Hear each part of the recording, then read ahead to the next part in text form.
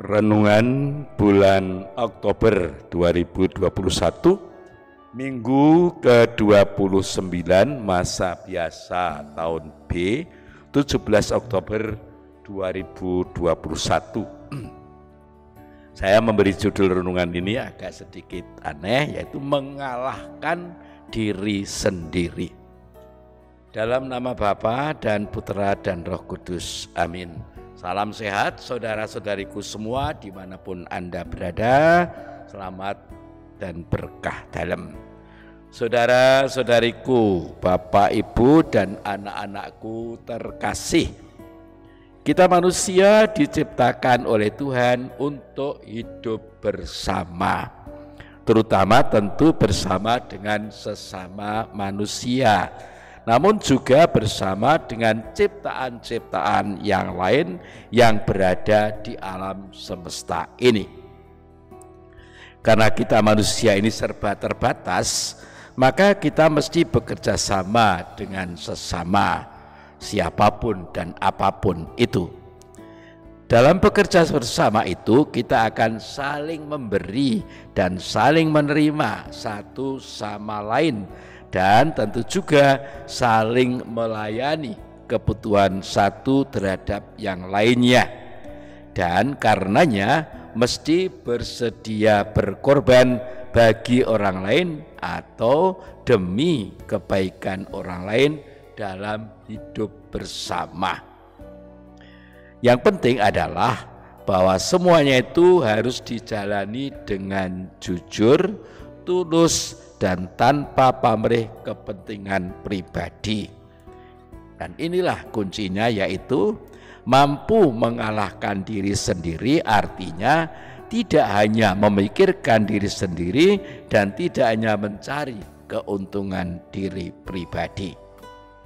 Saudara-saudariku terkasih, hari ini kita diajak merenungkan sabda Tuhan yang tertulis dalam Injil Markus bab 10 ayat 32 sampai dengan 45, kisah kitab Yesaya bab 53 ayat 10 sampai 11, dan surat kepada jemaat Ibrani bab 4 ayat 14 sampai dengan 16.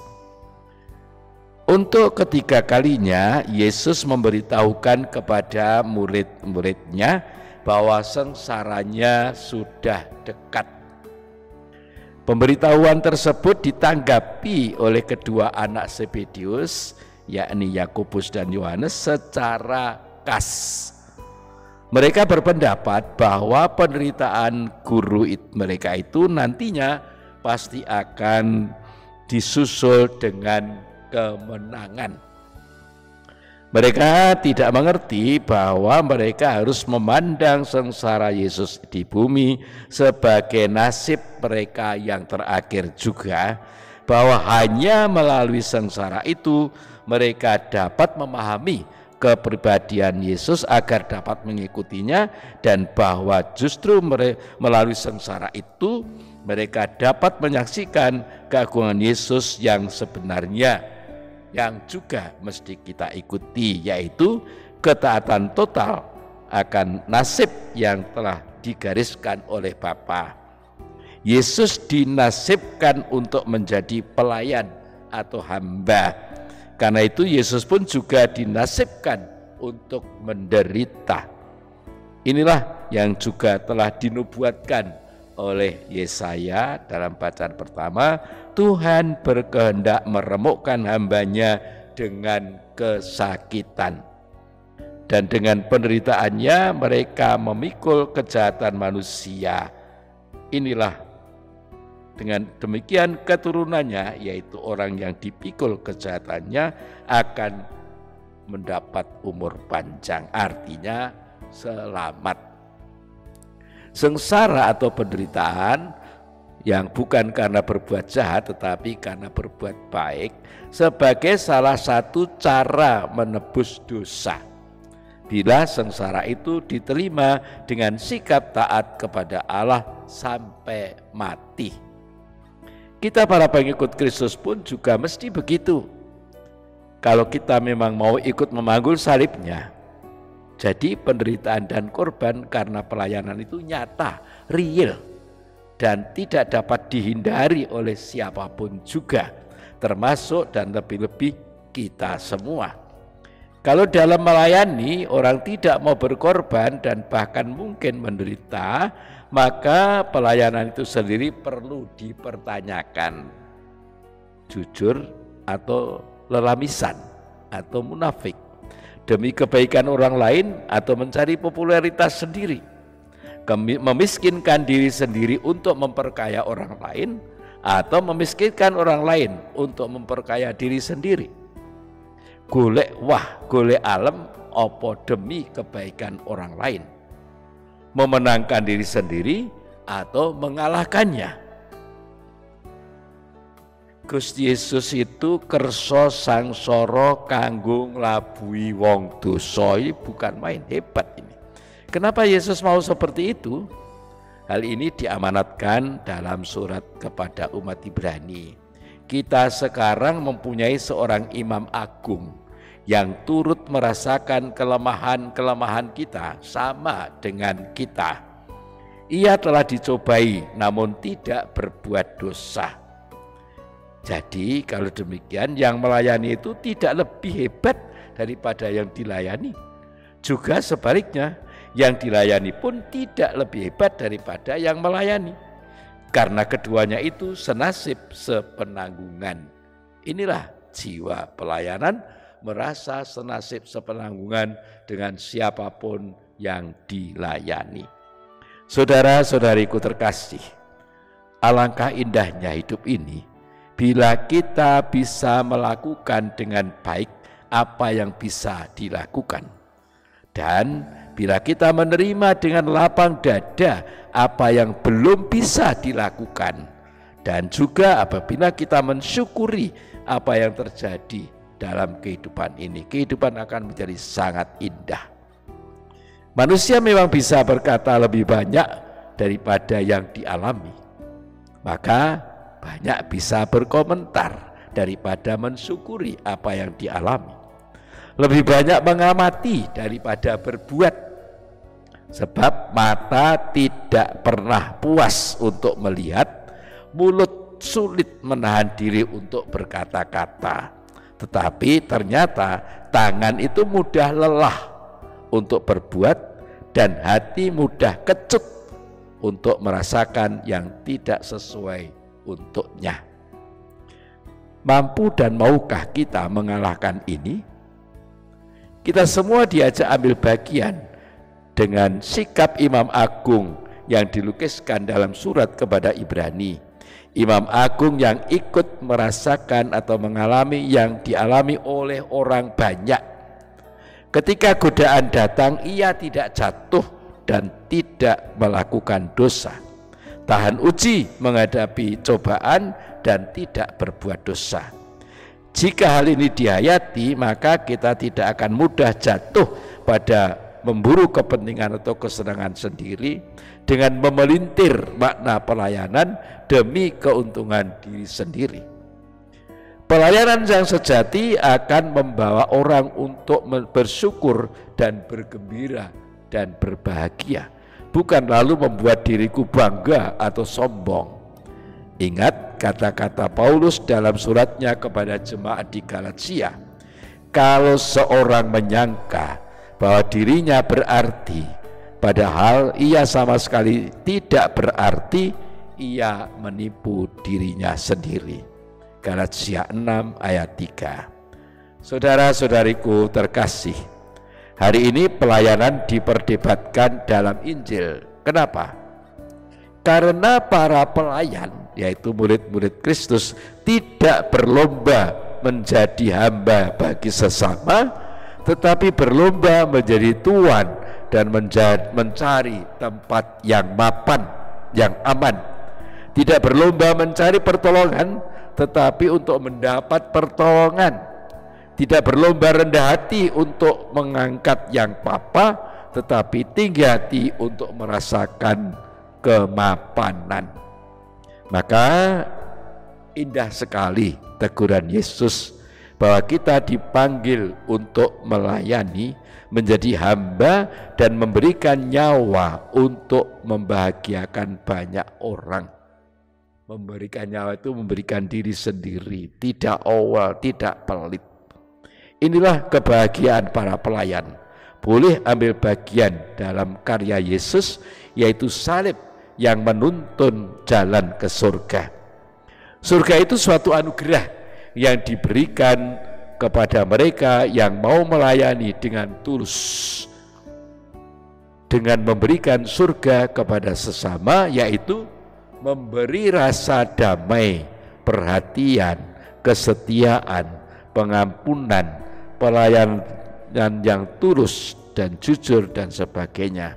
Karena itu Yesus berkata kepada mereka yang meminta surga, yaitu Yohanes dan Yakobus dan para rasul yang lain, cawanku memang akan kamu minum, tetapi hal duduk di sebelah kananku atau di sebelah kiriku, aku tidak berhak memberikannya.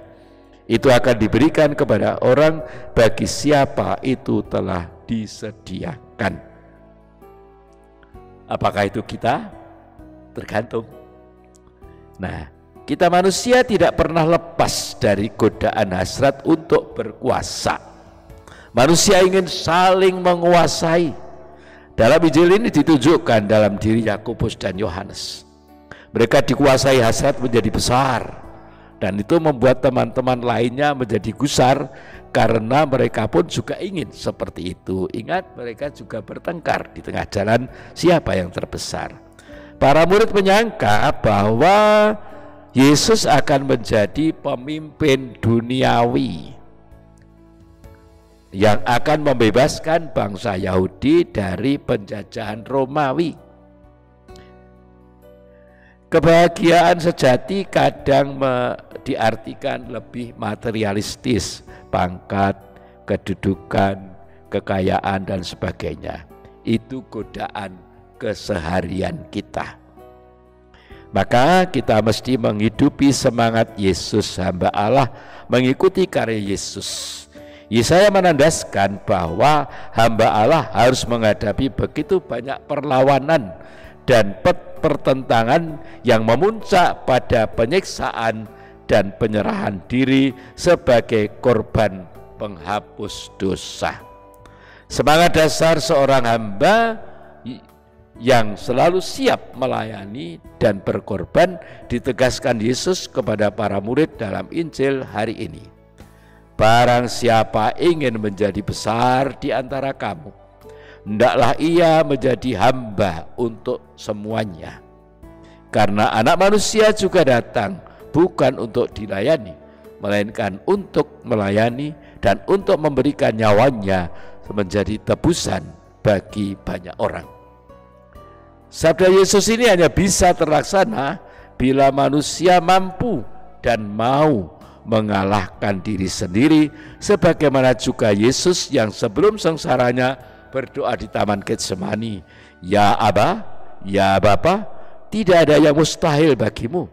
Ambillah cawan ini daripadaku, tetapi janganlah apa yang aku kehendaki, melainkan apa yang Engkau kehendaki." Itulah keagungan Yesus, mampu mengalahkan diri sendiri dan taat kepada kehendak Bapa, meskipun itu bukan soal yang mudah. Saudara-saudariku terkasih, nampaknya saja, semakin maju dunia ini, semakin banyak orang takut tersingkirkan. Maka dengan berbagai macam cara, entah melalui media sosial, entah cetak, entah elektronik, beramai-ramai membuat dirinya dikenal, eksis. Setiap saat pasang status di mana-mana yang aduhai, serta maraknya iklan ataupun reklame. Nah, sekarang ini kadang sulit tuh membedakan antara sharing dengan menyombongkan diri, itu sangat sulit sekarang membedakan. Nampaknya saja semakin nampang dan banjir status, banjir pujian, semakin terkenal dia. Inilah sikap orang yang tidak mampu mengalahkan diri sendiri. Sebaliknya semakin tidak nampang dan tanpa status, semakin kelelep, padahal mungkin karyanya jauh lebih hebat, lebih berdampak positif bagi orang lain. Bisa jadi inilah sikap orang yang mampu mengalahkan diri sendiri. Keagungan sejati tidak terletak dalam karya-karya hebat mentereng, melainkan dalam pelayanan terhadap orang lain, dalam pelayanan terhadap sesama manusia, meski sederhana sekalipun dan tidak nampang atau tidak menyolok. Syaratnya sekali lagi mampu dan mau mengalahkan diri sendiri. Mengakhiri renungan ini, saudara-saudariku, perkenankanlah saya nembang tembang favorit saya dan mungkin juga menjadi yang saya pelajari terus-menerus, saya usahakan terus-menerus meskipun tidak mudah, dan juga ya mungkin dalam istilah yang mentereng menjadi spiritualitas saya. Tetalane guna lawan sekti, kudu anda pasar wani ngalah luhur wekasane, tumung kula yen dipun dukani bapang ten simpangi ana catur mungkur. Indonesianya secara bebas, yaitu untuk menjadi saksi hebat pinter orang harus rendah hati. Ini paradoksal. Berani mengalah, tunduk mawas diri bila ditegur, dikritik atau bahkan dimarahi. Tidak berbantah-bantahan dan siap mundur bertafakur agar bisa bertobat. Tuhan bersamamu dan bersama rohmu. Semoga yang Maha Kuasa memberkati saudara sekalian, Bapa dan Putra dan Roh Kudus. Amin. Salam sehat saudara-saudariku terkasih. Matur nuwun, terima kasih. Bayat 17 Oktober 2021. Yakobus Winarto PR, Romo Paroki Santa Maria Ratu Mbayat. Amin. Kasih setiamu ya Tuhan.